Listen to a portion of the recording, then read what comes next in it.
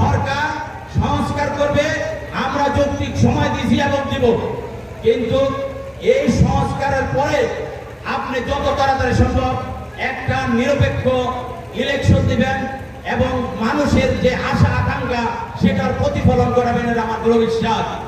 শুধু তাই নয়, আমরা পরিষ্কার ভাষায় বলছি, আমরা একটা সুষ্ঠু শান্তিপূর্ণ কোন উচ্ছৃঙ্খলতা হবে না, যেখানে মানুষের ভোটের অধিকার নিশ্চিত থাকবে, মানুষ নিরাপদে ভোট কেন্দ্রে যাবে এবং নিরাপদে ভোট কেন্দ্র থেকে বাড়িতে যাবে, এরকম একটা রাষ্ট্র আমরা প্রতিষ্ঠা করতে চেয়েছি এবং অন্তর্বর্তী সরকারের কাছে আমরা এটাই দাবি জানাইছি।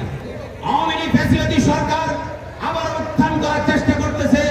আওয়ামী লীগের যে স্বৈরতন্ত্র যে কায়েম করেছিল বাংলাদেশে, এই সন্ত্রাসীকে আপনারা প্রতিষ্ঠা দিবেন।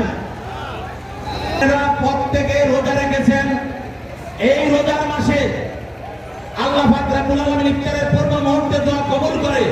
আপনারা দেখেছেন হেফাজত ইসলামের সারা বাংলাদেশ থেকে শাপলা চত্বরে গিয়েছিল, কিভাবে গণহত্যা করেছে।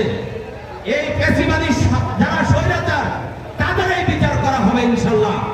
শুধু তাই নয়, জুলাই গণঅভ্যুত্থানের রক্তের উপর দিয়া আবার যে পূর্ণ বাংলাদেশ স্বাধীনতা অর্জন করেছে, এই বাংলাদেশে সেই ফ্যাসিজম সেই স্বৈরাচারদের বিচার না হওয়া পর্যন্ত এদেশে শান্তি প্রতিষ্ঠা হবে না।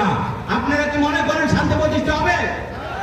আমরা যে সমস্ত স্বৈরাচার এবং যারা ভোট চোর, যারা এদেশের মানুষকে অন্যায়ভাবে গুম করেছে, খুন করেছে, তাদের বিচার না হওয়া পর্যন্ত এদেশে শান্তিপূর্ণ নির্বাচন প্রতিষ্ঠা হতে পারে না। হবে?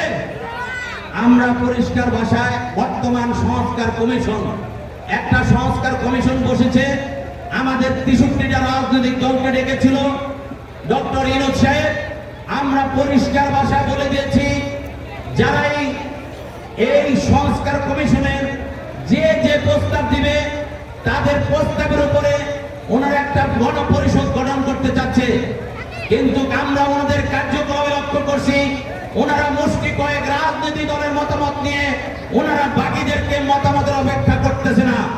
ওনারা যে ওয়াদাবদ্ধ হয়েছিলেন 63টা রাজনৈতিক দলের প্রত্যেকের কাছে তাদেরকে যে তাদের সংস্কারের যে রূপরেখা সেটার হার্ড কপি তারা পাঠাবে, কিন্তু তারা সেই হার্ড কপি পাঠাতে ব্যর্থ হয়েছে। শুধু তাই না,